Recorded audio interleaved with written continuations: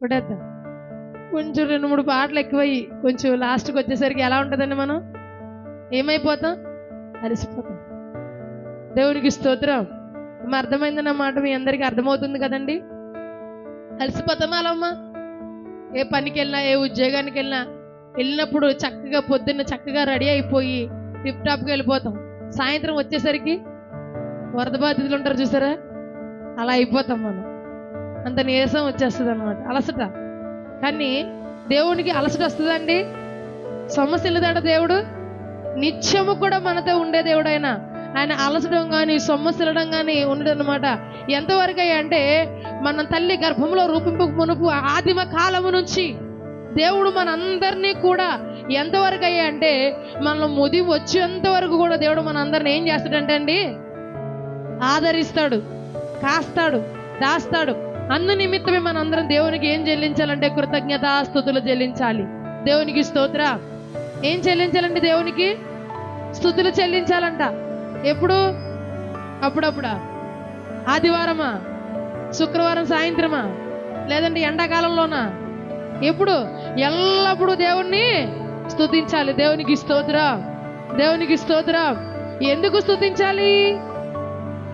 ఏం చేస్తానంటున్నాడంటే దేవుడు తెలుసా?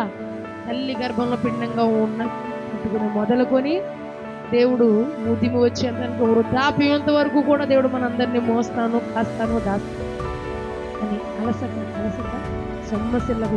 మొన్న మీకు ఒక విషయం చెప్పాను. మన పిల్లల్ని ఎన్ని సంవత్సరాల వరకు ఎత్తుకుంటాం మనం? 3 లేక 4, అంతేనా? ఇంకేమైనా ఎక్కువ సంవత్సరాలు అయితే ఎత్తుకుంటామా? ఎత్తుకోం కదా మనం. మొన్న ఇప్పుడు ఒక లాస్ట్ ఇయర్ బ్యాక్ మా అమ్మ నేను అలా నడుచుకుంటూ వెళ్తున్నాను. అమ్మ కాళ్ళొప్పి వచ్చేస్తే ఎత్తుకుంటూ బాగున్నాను. ఉన్నపోతలో ఉన్నా నిన్నెవరు ఎత్తుకుంటారే బాబా. దేవునికి స్తోత్రం.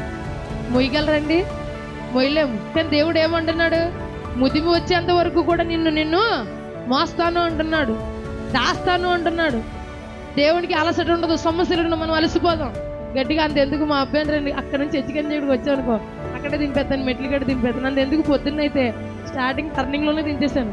నేనేం మాట్లాడి వచ్చేసాను. ఆడ వెనకాల ఒకడే వస్తున్నాడు. తర్వాత చూస్తాను ఎందుకు ఏడీడబ్బా అని చెప్పేసి చూశాను.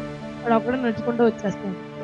మనకేం కలుగుతుందంటే అలసట కాసేపు. నిరంతరము కూడా ఎవరు మనతో ఉన్నా లేకపోయినా, ఎందుకంటే మనం శరీరదారులము. మన తండ్రి అయినా, మన తల్లి అయినా, మన భర్త అయినా, మన భార్య అయినా కడ వరకు మనతో వస్తారని రుజువేనా కాదు. దేవుని వాక్యము గురించే అడుగుచున్నప్పుడు, దేవుడు నీతో మాట్లాడుతున్నప్పుడు నీ హృదయంతో దేవుడు మాట్లాడతాడు. దేవునికి స్తోత్రం. ఒక్కొక్క అమ్మ ఒక మాట, ఒక ప్రశ్న అడుగుతాను, దానికి మీరు ఆన్సర్ చెప్పండి.